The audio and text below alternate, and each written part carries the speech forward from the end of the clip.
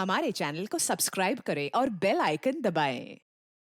हाय, मैं हूं शिवाजी साटम और आप मुझे एसीपी प्रद्युमन के नाम से जानते हैं। For more episodes of CID, subscribe to LIV crime and hit the bell icon.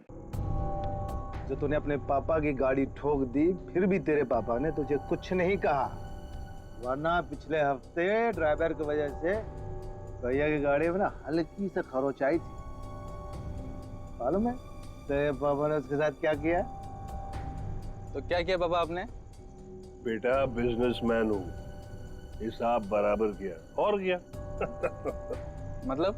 अरे मतलब उसने भैया की गाड़ी में निशान बनाया था और भैया ने उसके गाल पर निशान बना दिया। सपाक सटाक ऐसा मारा कि, है ना भैया? लेकिन बेटा आगे से ध्यान रखो, क्या है ना, भैया अपनी चीजों को लेकर काफी इमोशनल है। अरे ओए, अब बना रहा है, कोने में खड़ा खड़ा खुद पी रहा है और ड्रिंक लेगा मेरी? लाए साहब जी।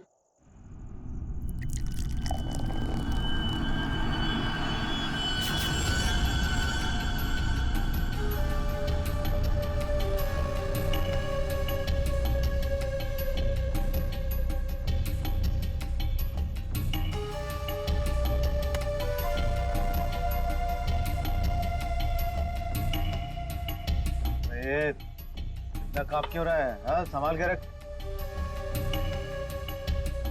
अरे बेवकूफ, ये क्या तूने? गला दबाकर मार डालूंगा यहीं। साहब बैठ जा, बैठ जा।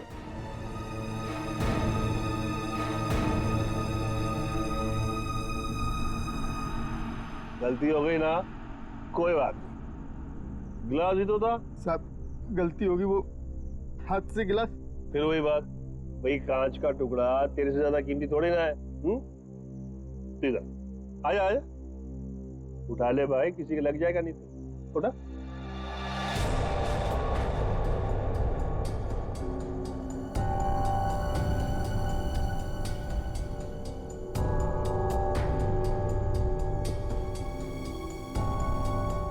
ओए, ये ग्लास ना एक बॉक्स में दर्जन भर मिलते हैं, लेकिन तू तो एक ही है, इकलौता मेरा वफादार।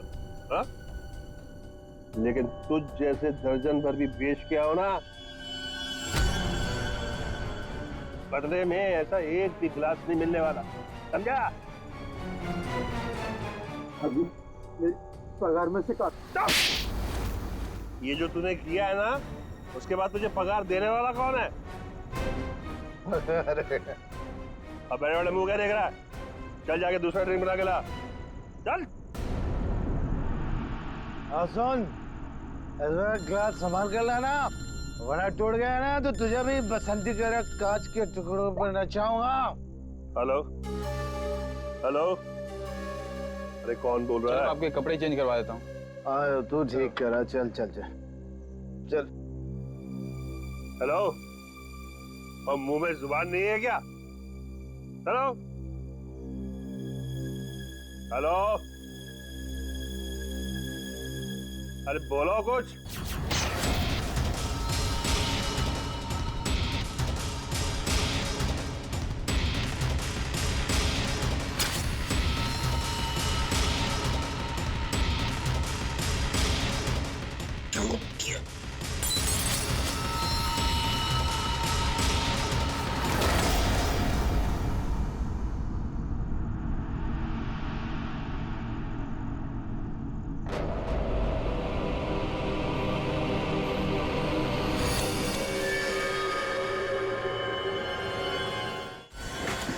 मैं सच कह रहा हूँ, मैंने कुछ नहीं किया। और तूने ऐसा क्यों किया? मैं तुझे जान से मार डालूंगा, मैं तेरे टुकड़े टुकड़े कर दूंगा। तूने मेरे भाई को क्यों मारा? बोल। रुक जा, छोड़ो छोड़ो छोड़ो छोड़ो, मेरे भाई को, इसने मेरे भाई का खून। सब शांत हो जाओ, हमें अपना काम करने दो, सब कुछ सामने आ जाएगा, समझा?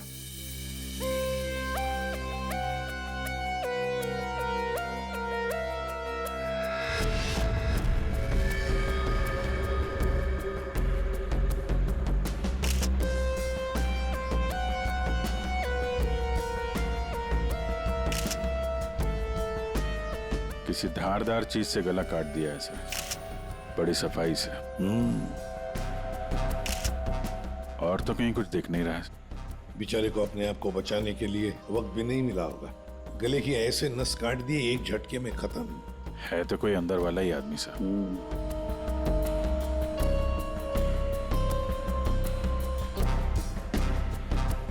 जरा बताओगे एग्जैक्टली क्या हुआ क्या था यहाँ पर? तुम्हें ऐसे क्यों लगता है कि मोनू ने ही निर्जर को मारा होगा? क्योंकि उस वक्त छत पर इनके और मोनू के अलावा और कोई नहीं था सर। आप कहाँ थे? मैं नीचे किचन में थी हमारी कुक के साथ। और ये दोनों तो यहीं पे थे ना, छत पे? नहीं सर, हम नीचे गए थे कमरे में। सर इसने ना मेरे कपड़े पर वाइन गिरा दिया था, तो कपड़ा बदलने के लिए मैं इसके अमन के साथ नीचे गया था। तो मतलब कुछ देर के लिए तुम लोग जब गए थे नीचे, तब किसी ने निर्जर को मारा है? अरे सर किसी ने नहीं, इसने मेरे भाई का खून किया। इसने मेरे भैया का वाइन का गिलास इसने तोड़ दिया, तो भैया ने इसे मारा और बदले में इसने मेरे भैया का खून कर दिया। इसने ही खून किया सर।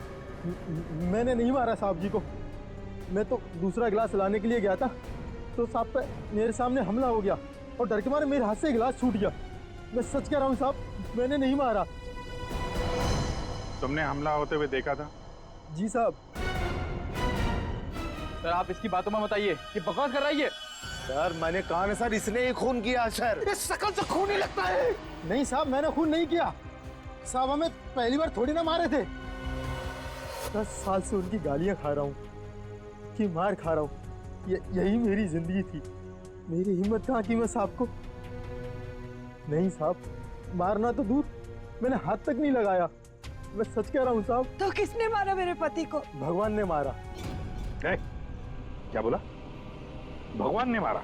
मैंने कहा ना सर, ये बकवास कर रही है। एक मिनट। क्या बोल रहे हो तुम? भगवान ने मारा? क्या मतलब क्या है तुम्हारा? है? वो तो नहीं पता साहब। साहब मेरे सामने खड़े हुए थे और देखते ही देखते उनका गला कट गया।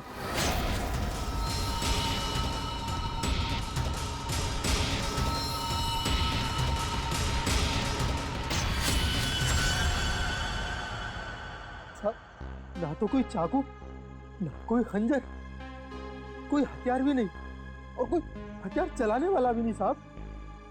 कोई हथियार नहीं था? हाँ साहब, अचानक से उनका गला कट गया।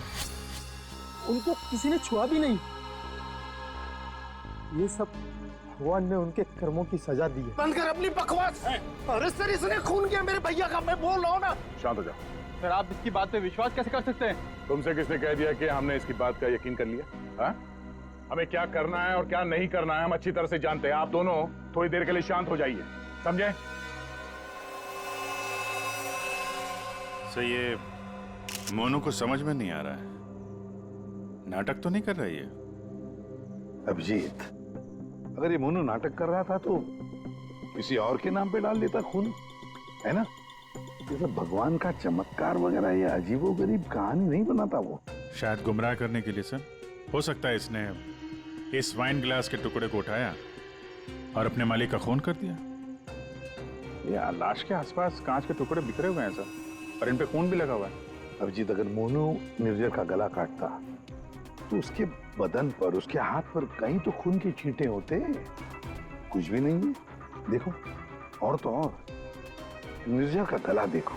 अगर कोई कांच से गला काटता तो सीधे ऐसे काटता, आड़ा हॉरिजॉन्टल काटता, वर्टिकल कट नहीं मारता। देखो इसके गले पर वी शेप में 2 लगभग वर्टिकल कट्स हैं, और वो भी 2 अलग अलग जगहों पे, एक इस तरफ है, एक इस तरफ। 2 बार तो कोई गला नहीं काटेगा। फिर भी सर इस मोनू की बात पे विश्वास करना तो मुश्किल है। एक ही कर सकते हैं, बॉडी को फॉरेंसिक लैब भेज देते। साळुंखे को कहते हैं कि देखो, चेक करो अच्छी तरह से, ये जो गले पे निशान है, क्या उसमें कांच के टुकड़े हैं क्या? पर यहाँ पे एक ही चीज है जिससे खून किया जा सकता है, ये कांच। कांच। अंकिता, जरा बताओ, क्या तुमने किसी को तुम्हारे घर के अंदर आते जाते देखा? नहीं सर, कोई और आता तो मुझे जरूर पता चलता। और आप दोनों पूरी टाइम वहाँ पे कमरे में ही थे क्या? जी सर। आपने इन दोनों को देखा था कमरे में जाते हुए? हाँ, और इन्होंने भी मुझे देखा। सर इसका मतलब ये है कि बाहर का कोई आदमी घर के अंदर से नहीं आया। फिर तो घर के बाहर से आ सकते हैं, ये पाइप से।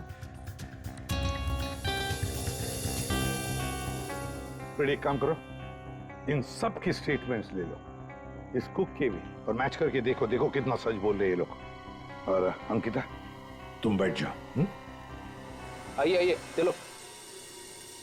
निर्जर का गला काटने के लिए खूनी इसके नजदीक तो आया ही होगा, या नजदीक पहुंचा कैसे? सर, शायद पाइप या एसी वेंट से चढ़कर आया हो।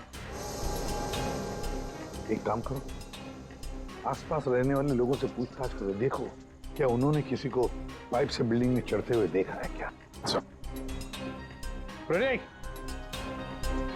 सर।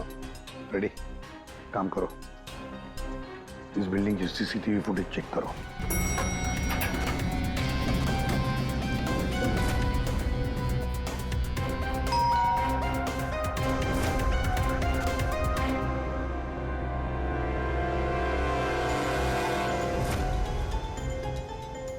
इसमें तो कुछ दिख नहीं रहा, फिर खूनी ऊपर पहुंचा कैसे? इस बिल्डिंग को 20 फ्लोर है, शायद खूनी ने 8-10 फ्लोर के बाद बाहर से चढ़ना शुरू किया होगा। हो सकता है सर, शायद इस वजह से बाहर कैमरा में आया नहीं। जी आप? मैं इंस्पेक्टर दया, सीआईडी से। यहाँ आपके बगल वाले बिल्डिंग के छत पे एक आदमी का खून हुआ है। मैं आपसे ये पूछने आया कि आपने या आपके घर में किसी ने कुछ देखा है क्या? जी नहीं, मैंने तो कुछ नहीं देखा, लेकिन हाँ, मेरा बेटा बन्नी कह रहा था कि उसने वहाँ कुछ देखा है। क्या क्या देखा है उसने? आप अंदर आइए ना प्लीज। अरे सुनो, क्या हुआ? कौन है? ये सीआईडी से हैं, बता रहे हैं पास वाली बिल्डिंग में किसी का खून हुआ है। क्या? आपके बेटे ने क्या देखा? सर मेरे बेटे ने जो भी बताया वो बड़ा अजीब सा था कि क्या? कि मैंने उसे उसी वक्त डांट दिया। मुझे लगा शायद उसका कोई वहम होगा। क्या क्या बता रहा था वो? सर, हमारा बन्नी तो आजकल वैसे ही मनगढ़ंत बातें करता रहता है, शायद ज्यादा टीवी देखने का असर है ये। सर, हमें लगा ये भी ऐसे ही कुछ होगा। मैं सच बोल रहा हूँ सर, ये सब मैंने अपने टेलीस्कोप से देखा है। वो आदमी मर गया ना सर। हाँ बेटा, तुमने देखा उस आदमी को किसने मारा? किसी को बिल्डिंग पे चढ़ते हुए देखा, ऊपर आते हुए? कोई भी नहीं था। कोई भी नहीं था? तो फिर तुमने किसको देखा? उसी को जिसने खून किया। किसने खून किया? एक बहुत बड़े बैट ने। बैट ने मतलब चमगादड़ ने? हाँ, ये सब मैंने अपने टेलीस्कोप से देखा है। मैं रोज रात को अपने टेलीस्कोप से स्टार्स को देखता हूँ। चलिए आपको भी दिखाता हूँ। चलो दिखो। मैंने ये सब यहाँ से देखा सर। यहाँ से? हाँ।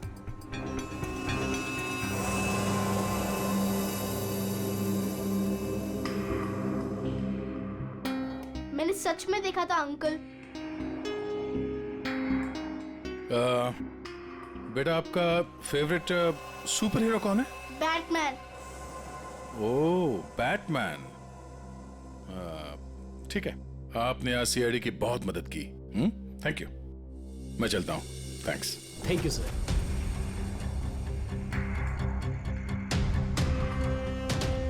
तो पूरे बिल्डिंग में पता किया, डेड एंड है। किसी ने भी किसी को बिल्डिंग में चढ़ते देखा नहीं सर। सीसीटीवी फुटेज भी चेक किया सर, कोई नहीं दिखाई दे रहा है। इंसानों ने नहीं देखा, कैमरों ने नहीं देखा। ये खूनी है या मिस्टर इंडिया?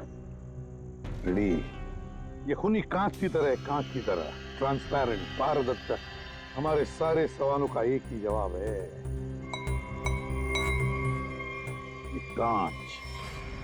तुम्हारा अंदाजा एकदम सही है। इसके गले के घाव में से कांच का टुकड़ा मिला है। मतलब सर, मोनू ने टूटे हुए कांच से इनका गला काटा और इनकी जान ले ली? हाँ, लगता तो वैसे, मगर पता नहीं क्यों मेरा मन कहता है कि जो दिखता है ये केस वैसा नहीं है। बिल्कुल तुम्हारी बातों की तरह से। हाँ? नहीं, मेरा कहने का मतलब ये था कि वाइन ग्लास के कांच के टुकड़े को और उसके घाव में से जो कांच का टुकड़ा मिला उसको, दोनों को मैंने अच्छी तरह से टेस्ट किया। तो दोनों एक ही हैं, लेकिन अलग अलग। देख सर, उनके दिमाग खराब मत कर यार, जो है वो सीधे सीधे बता देना यार। सीधी सीधी बात ये है भाई कि वाइन ग्लास के कांच के टुकड़े से इसका गला नहीं काटा गया। तो फिर देखना चाहते हो? आओ देखो। ये है वाइन के ग्लास का टुकड़ा, और ये देखो, ये है वो कांच जो इसके गले के घाव में से मिला है। दोनों की कंपोजिशंस अलग अलग है, ठीक है? वाइन का ग्लास बहुत ही महंगे क्रिस्टल से बना हुआ है, और इसके गले में से जो कांच का टुकड़ा मिला है वो बहुत ही साधारण सा, बहुत सस्ता सा, घरेलू काम में इस्तेमाल किया जाने वाला कांच है। वाइन ग्लास के कांच से खून नहीं हुआ है, इसका मतलब है कि मोनू ने खून नहीं किया। लेकिन हमें वहां पे तो दूसरा कोई कांच का टुकड़ा मिला ही नहीं। यार सड़न के, अगर वाइन ग्लास के कांच से नहीं गला काटा है तो फिर कौन से ग्लास से काटा है? एक और बात, ये जो कांच का टुकड़ा इसके गले में से मिला है, उस कांच के टुकड़े पर काले रंग की डाई और गोंद मिला है, गम। काले रंग की डाई? कौन? जिसने खून किया वो वहां नहीं था, जिस कांच से खून किया वो भी वहां नहीं था। अब मैं यहां हूं कि मैं भी नहीं हूं। काले रंग की डाई और गोंद, ऐसा कौन सा कांच होता है? किससे काटा होगा? और उसी कांच से काटा तो क्यों काटा? अभी काटने की बात की ना तुमने, पतंग के मांझे से भी तो काटा जाता है। क्या मतलब तुम्हारा? मतलब साउंड के बचपन में तूने कभी पतंगे उड़ाई हैं? नहीं, मैं बहुत स्टूडियस बच्चा था। तेरी की यार, हम सब ने पतंगे उड़ाई है, और पतंगे काटी भी है दूसरों की, मांझे से, पतंग के मांझे से। उसके ऊपर कांच का चूरा और गोंद लगाई जाती है मांझा बनाने के लिए। लेकिन पतंग के मांझे का कांच इसके गले में कैसे पहुंचा होगा? सर, वो बच्चा बनी, वो कह रहा था कि उसने टेलीस्कोप में एक बड़े से बैट को इस आदमी को मारते हुए देखा था। बैट को? चमगादड़? हाँ सर, वो बैट जैसा कुछ हो सकता है, कुछ और हो। जैसे कि पतंग काले रंग की। हाँ यार, पतंग। हाँ, हमने सुना है ना कि पतंग के मांझे से हाथ कट जाता है। हाथ कट सकता है तो फिर गला क्यों नहीं कट सकता? मतलब किसी ने पतंग उड़ा के इस निर्जर का खून किया है। दया, मांझे से ही क्यों यार? अगर सामने वाली बिल्डिंग में खड़े रहकर गोली भी चलाता तो भी मर जाता है। मांझे से ही क्यों? पतंग के मांझे से ही क्यों? फिर है कौन ये पतंगबाज जिसने ये किया है? अभिजीत, ये निर्जर जब मौत हुई तब यहां खड़ा था, है ना? लगभग हाइट इतनी है। पंकज, जरा आओ तो। और सर, फिर उसके गले पे 2 निशान पड़े, ऐसे। और अगर खूनी पतंग उड़ा रहा था तो फिर यहीं कहीं खड़ा होगा, उस तरफ। लेकिन सर, ये मांझा एकदम सीधे तो नहीं रहता, हवा में हिलता रहता है। तो इसीलिए तो ये हम तय नहीं कर सकते कि खूनी कहाँ खड़ा होगा, किस तरफ खड़ा होगा। हवा का भी पता नहीं रहता ना सर, कभी इस तरफ बहती है तो कभी उस तरफ बहती है। वो कहते हैं ना सर कि रुख हवा का हो जिधर का उधर के हम है। और जिधर हवा का रुख पतंग का भी वही है। भाई, पतंग उधर से ही उड़ेगी ना जिधर से हवा चल रही है। सर, कल रात हवा किस तरफ चल रही थी? अभी पता लगाते हैं। हेलो हेलो, हाँ, मौसम विभाग जी। हमें सीआईडी से एसीपी प्रद्युमन बोल रहा हूँ। हाँ सर, बोलिए। अगर एक इंफॉर्मेशन चाहिए, कल रात 1 बजे हवा किस डायरेक्शन में चल रही थी, किस दिशा में चल रही थी हवा? सर, कल रात 1 बजे हवा साउथ ईस्ट की तरफ चल रही थी sir. Okay, thank you. South east की तरफ से हवा चल रही थी। अगर हवा साउथ से आ रही थी तो खूनी भी साउथ में ही होगा, पतंग यहाँ पर थी, और इस वक्त भी हवा साउथ से ही आ रही है। साउथ मतलब यही बिल्डिंग है, 1 2 3। ये निर्जर के गले पर जो मांझे के निशान है, घाव के निशान है, वो काफी वर्टिकल है, यूं ऐसे है। तो इसका एक ही मतलब हो सकता है कि मांझा नीचे से ऊपर की तरफ आया था। सर, मतलब पतंग जिस बिल्डिंग से चगा रहे थे वो इस बिल्डिंग से छूटी थी हाइट में? हाँ पंकज, एग्जैक्टली। छोटी बिल्डिंग तो ये है सर, ये 1 और वो 2 और वो 3। साउथ ईस्ट तो सर वो बिल्डिंग वन विहार। खूनी उसी बिल्डिंग में खड़ा होगा, वन विहार में। लेकिन सर, कंफर्म कैसे करेंगे? पतंग उड़ा के करेंगे। पतंग उड़ा के? हाँ अभिजीत।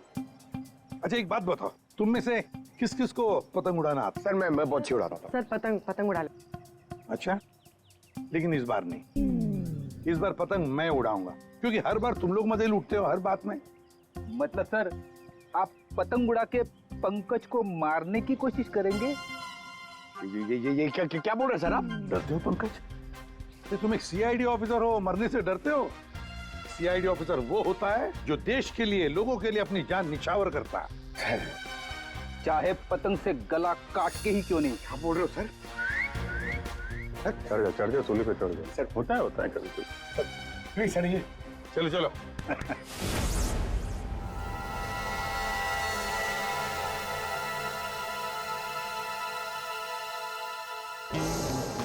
अभिजीत, अरे जरा ढील दो, ढील दो। हाँ बता।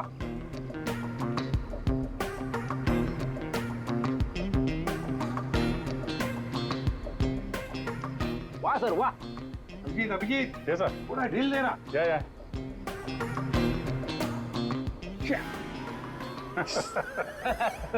अभिजीत सर की पतंग कट गई। हाँ हाँ।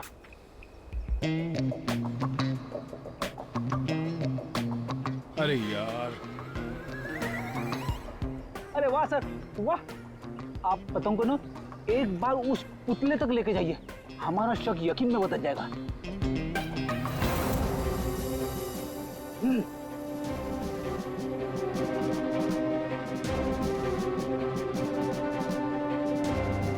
अरे नहीं यार, फ्रेडी पकड़ लो। ये नामुमकिन है। कितनी सारी चीजों का ध्यान रखना पड़ता है, हवा की दिशा, फिर वो एंगल, हाइट। सर अगर आपसे नहीं हुआ तो मुझे नहीं लगता ये पॉसिबल है। मगर सर सारुके साहब तो श्योर थे, गर्दन मंजे से ही कटी है। सर हो सकता है मांझा ही हो, पतंग हो ही ना। इस निर्जर के केस को किसी और तरीके से सुलझाना पड़ेगा। कोई और तरीका? हाँ, निर्जर की मौत से किसको सबसे ज्यादा फायदा हो सकता है, उसे ढूंढना पड़ेगा। सर अगर आपकी परमिशन हो तो ये सब प्लान चेंज करने से पहले मैं किसी के आदमी से बात करना चाहता हूँ। किससे? नाम तो नहीं मालूम, ढूंढना पड़ेगा सर उसे।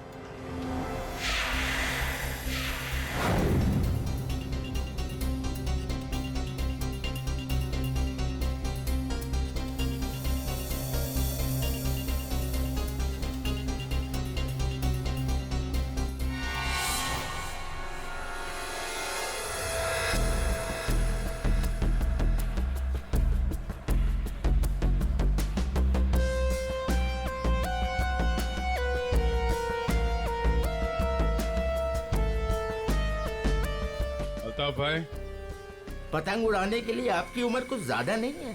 क्यों? पतंग उड़ने से पहले नाम और उम्र पूछती है क्या? हाँ, अगर आप जानना चाहते हो तो मैं बता देता हूँ। मैं इंस्पेक्टर दया, सीआईडी से। मैं यहाँ एक केस के सिलसिले में आपसे कुछ पूछने आया हूँ। कहिए। अल्ताफ भाई ये बताइए, क्या इस तरह के मांझे से किसी की जान ली जा सकती है? मतलब गला काटा जा सकता है? अरे क्या कह रहे हैं जनाब, ये तो मेरी रोजी रोटी है, ये तो मेरे परिवार का पेट पालने के लिए, ना कि किसी का गला काटने के लिए। अल्ताफ भाई फिक्र मत कीजिए, ये सिर्फ जानकारी के लिए पूछ रहा हूँ। यहाँ बाजार में सबसे पूछा तो सबने यही बताया कि यहाँ सबसे समझदार और जानकार आदमी इस पेशे में आप ही हैं। मेरे सवाल का जवाब देंगे आप? सुना तो कई बार है जनाब, और अखबार में भी पढ़ा है कि मांझे से लोगों का हाथ कट जाता है। तो क्या मांझा इतना तेज हो सकता है कि कोई उससे किसी की जान ले ले? जनाब पिछले कई सालों में बहुत से कानून आए हैं जो मांझा एक हद से ज्यादा तेज नहीं बना सकते। अब इसी को देख लीजिए, आजकल ऐसे मांझे बनते हैं रुई के, कांच के नहीं, और सस्ते से सस्ता है और उड़ाने में भी उतना ही मजा आता है। अल्ताफ भाई कोई तो होगा जो इतनी तेज मांझा बनाता है, कांच वाला, और लोग खरीदते भी होंगे। चोरी छुपे तो यहाँ हर किस्म के काम होते हैं। मुझे नहीं लगता जनाब कि मांझा बनाने वाले किसी एक का काम है, और अगर बनाना भी पड़ता होगा तो कांच का मसाला उसको खुद ही बनाना पड़ता है और खुद ही उसको लगाना पड़ता है। ये बड़े जोखिम का काम है, इसमें उंगलियां भी कट सकती हैं। आज से 30 साल पहले हमारे गांव में वो तेज मांझा बनता था, लेकिन आजकल बच्चों के पास ना तो टाइम है ना हुनर है। हाँ, आजकल के बच्चों में तो नहीं है। हो सकता है ये खूनी आप ही की पीढ़ी का हो। अच्छा, इस तरह का मांझा बनाने में कौन सा कांच इस्तेमाल होता है? किसी भी तरह का चल जाता है। अब जैसे ये है, ये सस्ते में सस्ता है और ये बल्ब के टुकड़े से भी बनता है। चाहे आप ट्यूब लाइट उसमें लगा दीजिए तोड़ के। तो कांच के जरिए पता लगाना मुश्किल है। अच्छा अल्ताफ भाई, अगर आपको ये काम करना होता तो आप कैसे करते? दुनिया में चंद ही लोग होंगे जिनके हाथों में ये हुनर है। हम जानते हैं अल्ताफ भाई, इसीलिए तो हम आपके दरवाजे पे आए। बड़ी मेहनत का काम है साहब। पतंग किस जगह पर उड़ाना है, किस ऊंचाई पर, हवा का रुख, रफ्तार सब सही हो तभी निशाना सही लग सकता है। शुक्रिया अल्ताफ भाई, शुक्रिया।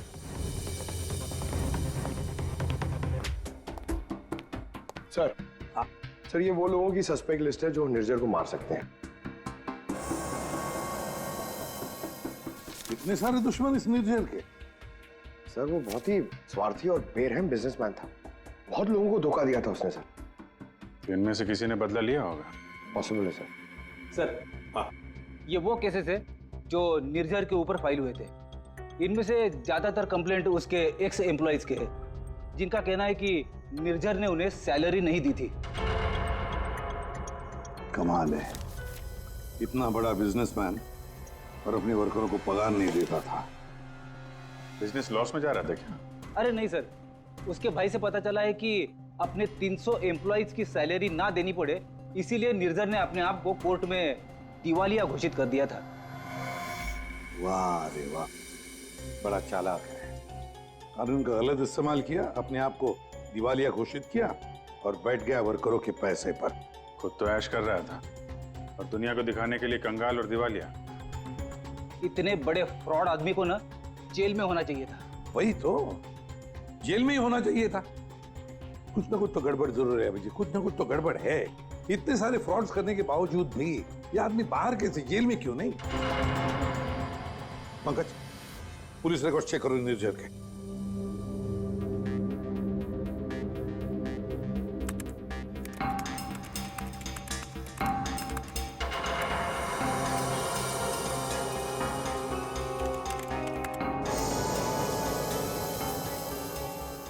सर पुलिस रिकॉर्ड तो है। क्या? 5 साल पहले निर्जर कस्टडी में लिया गया था सर। ये मगर सर सिर्फ 1 घंटे के लिए। क्या? सिर्फ 1 घंटे के लिए? कमाल है सर, 1 घंटे के लिए कौन जेल में जाएगा? इतना बड़ा फ्रॉड किया और सिर्फ 1 घंटे के लिए? ओ, सर ये फ्रॉड के लिए तो अंदर गया ही नहीं था, हिट एंड रन केस के लिए गया था। किसको उड़ाया इसने? ज्यादा डिटेल्स तो दिख नहीं रही इसमें। अरेस्टिंग ऑफिसर कौन है देखो? Inspector Rane, Versova police station. कैसे राणे साहब? हाँ ठीक है, बोलिए। जरा ये फोटो देखो राणे। इसका नाम निर्जर है और 5 साल पहले आपने किसी केस में अरेस्ट किया था इसे। हाँ याद है मुझे, इसे तो हमने हिट एंड रन केस में पकड़ा था। एक्सीडेंट? किसका एक्सीडेंट हुआ था? एक बच्चे का एक्सीडेंट हुआ था, मगर बाद में पता चला कि गलती बच्चे की थी। बच्चे की गलती? कैसे? बच्चे भागते हुए अचानक रोड पे आ गया और इस कार से टकरा गया। अच्छा, अचानक भागते हुए आया। क्या हुआ क्या था? कोई इसको दौड़ा रहा था या वो किसी का पीछा कर रहा था? सर पतंग के पीछे। पतंग? हाँ सर, वो ऊपर देख के भाग रहा था पतंग पकड़ने के लिए। उसे पता ही नहीं चला कि कब वो रोड पे आ गया। वैसे बड़ी अच्छी याददाश्त है आपकी। इतने सालों के बाद भी आपको निर्जर केस के बारे में सब कुछ याद है? सर ऐसे बेरहम इंसान को कौन भूल सकता है? बेरहम? क्यों? माना एक्सीडेंट में उनकी गलती नहीं थी, कम से कम देखना तो चाहिए था ना कि बच्चे का क्या हाल हो गया। उसको बच्चे से ज़्यादा इम्पोर्टेंट था टाइम पे मीटिंग में पहुंचना। उस बच्चे का बाप अभी भी याद है मुझे। क्यों, कुछ किया था क्या उसने? कुछ नहीं। कुछ नहीं? मतलब? सर कुछ नहीं किया, इसीलिए तो याद है। ना कुछ कहा ना कुछ सुना। जब उसे पता चला कि निर्जर को छोड़ना पड़ रहा है तो पुलिस स्टेशन के बाहर ऐसे खड़ा रहा कि ऐसे साफ सूंघ गया हो, जो कोई फर्क नहीं पड़ा हो। फिर वो चला गया। उसका फोटो तो होगा ना आपके पास? सर वो ओपन एंड शेड केस था। एक्सीडेंट साबित होने के बाद कोई इन्वेस्टिगेशन करने की जरूरत ही नहीं पड़ी। अच्छा, नाम वाम तो लिखा होगा ना उसका कहीं? हाँ सर, 1 मिनट। मतलब वो निर्जर केस की फाइल देना।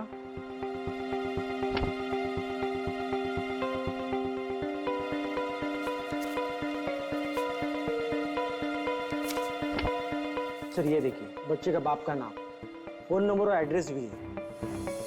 पवन कुमार, शंकर नगर। बेटी, एड्रेस फोन नंबर वगैरह नोट कर लो जरा।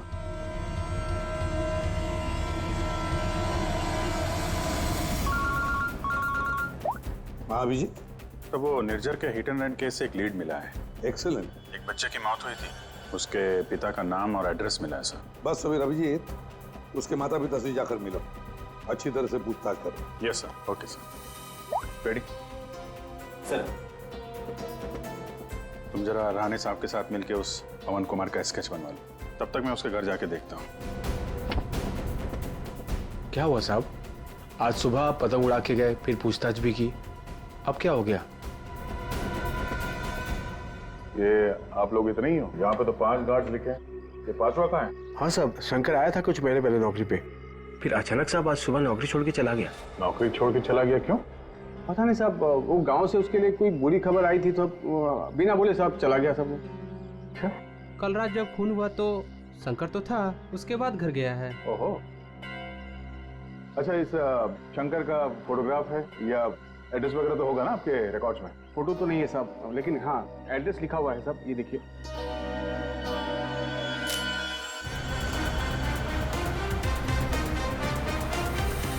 हाँ सर, एड्रेस तो मिल गया है, पर मुझे लग रहा है कि ये एड्रेस गलत हो सकता है सर। शंकर ने खून किया है सर, फिलहाल तो फरार है, पर उसने निर्जर को क्यों मारा होगा ये मकसद तो समझ में नहीं आ रहा है। सर, ये पवन कुमार के घर में तो ताला लगा हुआ है। पड़ोसी बता रहे थे कि बच्चे के एक्सीडेंट के 2-3 साल के बाद उसकी माँ ने उसके गम में आत्महत्या कर ली। और ये पवन का क्या हुआ? सर, वो तो 3 साल पहले ही घर छोड़ के चला गया, उसके बाद से वापस नहीं लौटा। मुझे तो इसी पे शक है सर। 1 मिनट अभिजीत, ये पवन 3 साल पहले घर छोड़कर चला गया और फिर अचानक अब जाग उठा बदला लेने के लिए? क्या कर क्या रहा था 3 साल तक? एक मिनट सर, एक मिनट। अभिजीत, ये पवन अपने घर से कितने साल से गायब है? ये 3 साल पहले। क्यों 3 साल से? अच्छा सर, वो पवन कुमार का स्केच बनने वाला था, बन गया वो? देखता हूँ।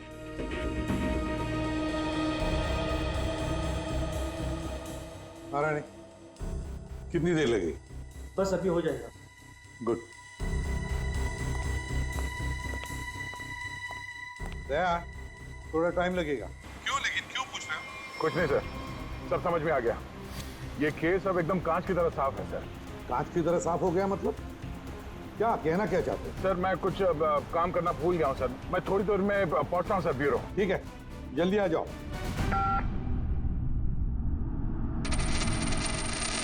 हाँ यार, आज नींद नहीं आई। अरे कैलाश, शुक्रिया। तुम्हारी वजह से आज हमने एक मुजरिम को पकड़ लिया। अच्छा हाँ, वो शंकर, उसने गलत एड्रेस लिख दिया था। उसे खुद लिखा था क्या? नहीं साहब, शंकर तो अनपढ़ है। अच्छा, तो फिर रजिस्टर में एड्रेस किसने लिखा? जी साहब, मैंने। तो यहाँ जितने भी नए गार्ड्स आते हैं उनका नाम, नंबर, एड्रेस सब तुम्हें लिखते हो? जी सर। अरे हाँ, ओह सॉरी, मैं तो भूल ही गया था, सारे रिकॉर्ड्स तो तुम ही रखते हो। कौन सिक्योरिटी गार्ड काम पे कब आता है, कब नौकरी छोड़ के चला जाता है, ये सारी तैयारी तो तुम ही करते हो, हैं? वैसे कैलाश, कितने साल से नौकरी कर रहे हो इस बिल्डिंग में? हाँ साहब, 3 साल से। 3 साल से? 3 साल से वो खूनी भी गायब है।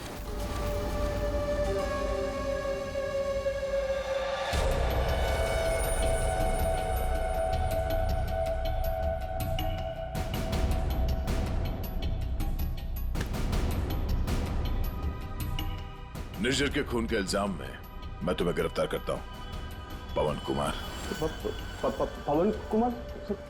हमारा नाम तो कैलाश है साहब। वो आपको शायद कोई गलत फहमी हो रही है हमको पहचानने में। लेकिन मुझसे कोई गलती नहीं हो रही है मिस्टर पवन कुमार। ये क्या है साहब? हाँ क्या साहब, आपको कोई नहीं मिला तो एक गरीब को फंसा रहे साहब। अच्छा,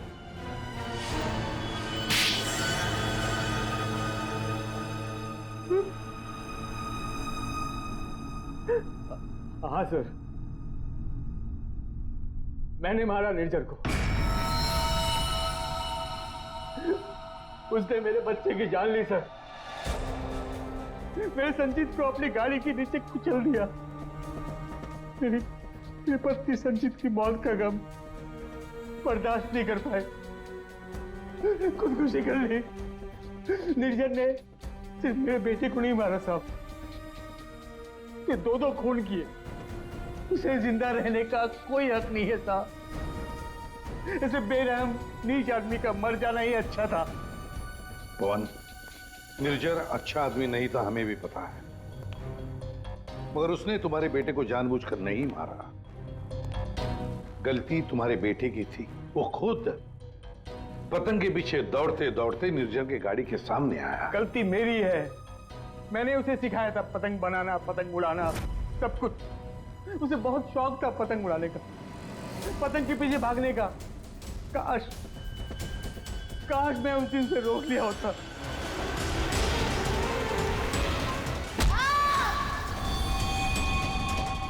तो बेटा आज जिंदा होता।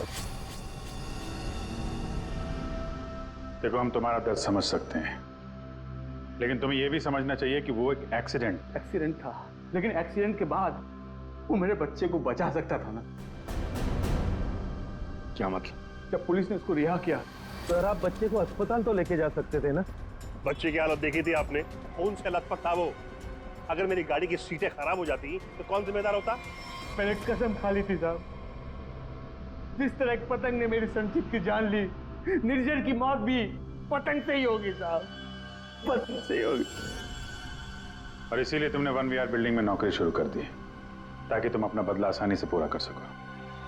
पिछले कुछ सालों में 1VR में जितनी भी चोरियां हुआ करती थी, वो सब मैंने ही करवाई थी, ताकि किसी को भी छत पे जाने की अनुमति ना मिले। फिर रोज पतंग उड़ाने की प्रैक्टिस करने लगा। निर्जर पर ध्यान रखने लगा कि छत पे कब जाता है, कितनी देर रहता है। मुझे पता था कि कौन से कोने में उसका मोबाइल का नेटवर्क का टावर मिलता है। वो हमेशा बात करने वहीं आता था साहब, और मैंने सोच लिया था उसे वहीं मारूंगा। और उसे मारने के लिए मैंने मांझा बनाना शुरू कर दिया। काली पतंग बनाई, मैं तैयार था साहब, बस हवा का रुख और तेजी का इंतजार था मुझे। और एक दिन भगवान ने मेरी सुन ली, सब कुछ सही था। मैंने निर्जर के मोबाइल पे फोन किया, पतंग उड़ाई और उसका गला काट दिया। जिस मांझे से तुम अपनी जिंदगी का इंसाफ करना चाहते थे, उसी मांझे ने तुम्हारी जिंदगी की रेखा बदल दी। तुम्हें कड़ी से कड़ी सजा होगी। हाय बनी, ये आपके लिए। ये किस लिए? केस सॉल्व करने में आपने हमारी मदद की है, इसलिए हमारी तरफ से ये थैंक यू गिफ्ट। लेकिन जब तुम पतंग उड़ाओगे जरा संभाल के, तो तुम्हारी मम्मी या पापा साथ में हो तभी उड़ाना, अकेले नहीं।